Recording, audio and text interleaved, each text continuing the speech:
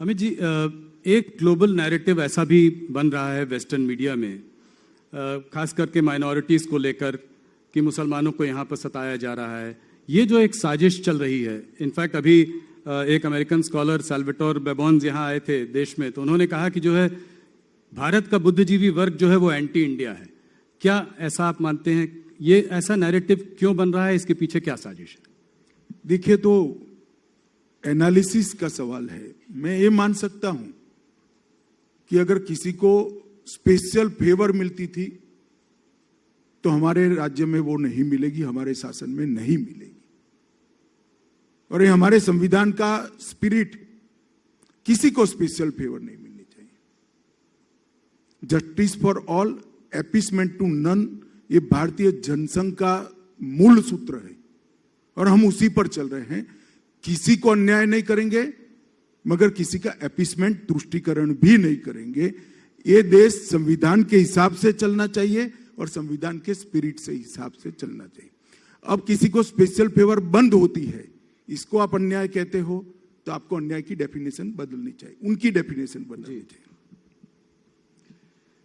अमित भाई, ये मैंने पिछली बार भी आपसे ये सवाल पूछा था, सीए को आप कब तक नोटिफाई कर पाएंगे? आपने कहा था there is no question of going back. ऐसा है जी, सीए देश का कानून है, आप पहले समझ कर चलिए। जी, कोरोना के कारण जारी होने में, मतलब उसको लागू करने में हमें थोड़ी देर हुई है, मगर अब कोरोना की स्थिति ठीक है और सीए का लागू होना सुनिश्चित है। Amit ji, left wing extremism जो है हमारे देश के लिए एक बहुत बड़ा चैलेंज बन चुका है। झारखंड में ये समस्या और भी ज्यादा भारी है, इसको आप कैसे देखते हैं? झारखंड बुरा पहाड़ को क्लियर करने के बाद लगभग समाप्त हो चुका है। आपके पास शायद लेटेस्ट आंकड़े नहीं है। लेफ्ट विंग एक्सट्रीमिज्म के, मतलब वामपंथी उग्रवाद के सभी आंकड़ों के अंदर 90% से 60% से 90% की गिरावट है।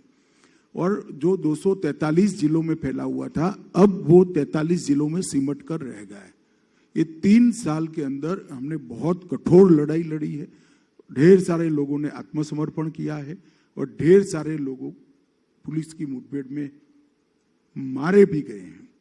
और वहां पर डेवलपमेंट के मोर्चे पर भी मोदी सरकार ने बहुत अच्छा काम किया है। मैं इतना विश्वास के साथ कह सकता हूं कि बिहार और झारखंड में वामपंथी उग्रवाद का एरा अब समाप्त हो चुका है। निर्णायक पोजीशन आज वहां पर भारत सरकार की एजेंसियों की है।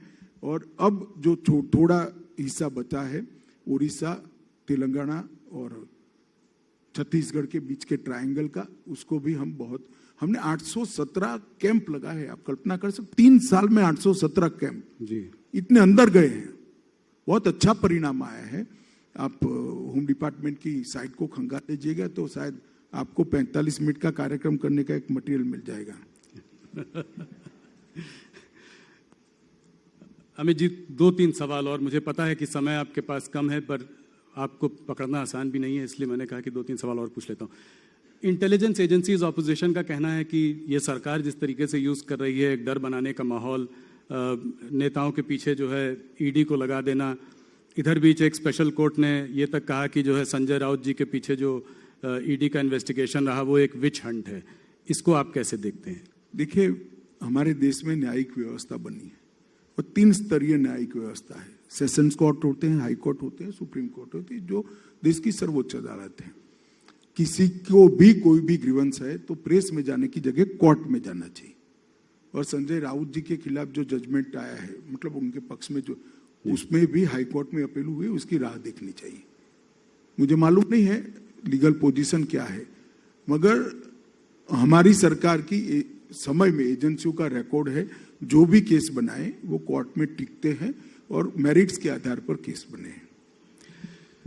जी, 2024 के चुनाव को आप कैसे देखते हैं? जो सीट आपके पास प्रचंड बहुमत आई थी, उससे आप उससे अच्छा कैसे कर सकते हैं? उसको वहां पर होल्ड करके कैसे रख सकते हैं? कहां से आपको ज्यादा सीटें मिलेंगी? मैं एरिया बता ही देता हूं आपको। हम दक्षिण में हमें अपने आप को इंप्रूव करेंगे। तेलंगाना, तमिलनाडु और आंध्र के कुछ डिस्ट्रिक्ट में हम अच्छा परफॉर्म करेंगे, परिणाम लाएंगे।